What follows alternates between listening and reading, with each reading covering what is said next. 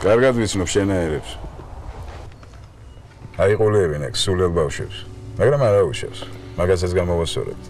ეს არის პროექტი ტიფლისი, მეორე სეზონი, სადაც თამაშობ ციხის უფროსს.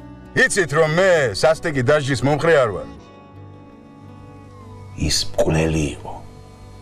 ჩვეულებრივი მკვლელი. ეს ჩემი პერსონაჟი არ არის ნორმალური. თავისი ცხოვრებიდან გამომდინარე, არის სადისტი, ერთგვარი საჩუქარი მაქვს შენთვის.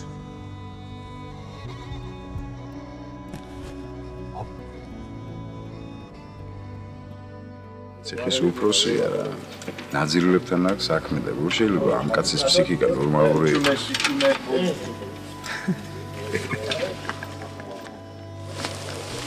ალამაზი იყო არა. ალამაზი იყო. კი. თარა თვალები ჰქონდა ბიჭო. ისე თამაშობ მათეს მაჩხანიდან 19 წლის. პატარა ბავშვი, რომელიც რაღაცა გაურკვეველი მიზეზების და გამო მოხვდა ციმბირში. ესე იგი მაჩხანი. ზემო. ეს არის ბავშვი. ერთადერთი ფიქრობ, რომ იმ მომენტში დადებითი პერსონაჟი, რაღაც რომელიც ამ ციმბირს რაღაცა უფრო თბილი ფერებით ავსებს, იმიტომ რომ იმდენად თვითონ პერსონაჟი იმდენად გულწრფელი, კეთილშობილი, ისეთი რაღაც კარგი დამოკიდებულებით არის ყველას მიმართ და უცბად რაღაცა ხდება ისეთ სამყაროში, სადაც ადამიანებს კლავენ, ხოცავენ, აუპატიურებენ და ეს ყველაფერი ცოტა ისეთი არის, შემზარავი არის და ანუ ნელ-ნელა იწყებს ეს მათე ამ ყველაფრის გაანალიზებას და ნელ-ნელა ხდება თუ რა ჯოჯოხეთში ამოყვას ვთქვათ თავი. ჩვენ რა უნდა გავაკეთოთ? აი თუ წერაში შეგხრა. მაშინ ჯოჯოხეთში შევიშვი. თუ ხერხიან ნაჯახი, ჩემ ერთად ვისმიჟავთ ჰაერზე.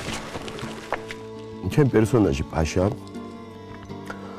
არის პიროვნება, რო არ დაიჩაგროს, იძულებულია რომ იყოს ეგეთი პიროვნება. ცოტა მკაცრე, ცოტა სასტიკი. ამ ისეთია რა. სამართლიანიც არის. ზდაროვა. სალაპარაკო შენთან. განცემზე მოყალა.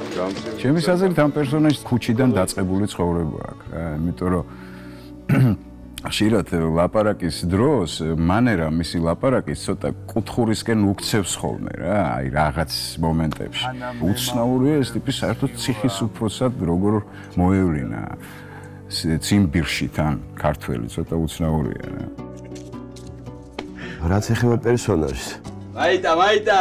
იყო ეგეთი ვალენტინ პიკული, იმერის მაგ დაკითხული ადრე და ეგეთი მოთხრობა აქვს კატორხა. და იქ იყო ეგეთ პერსონაჟი. უკიდან მავიღე ეს პერსონაჟი.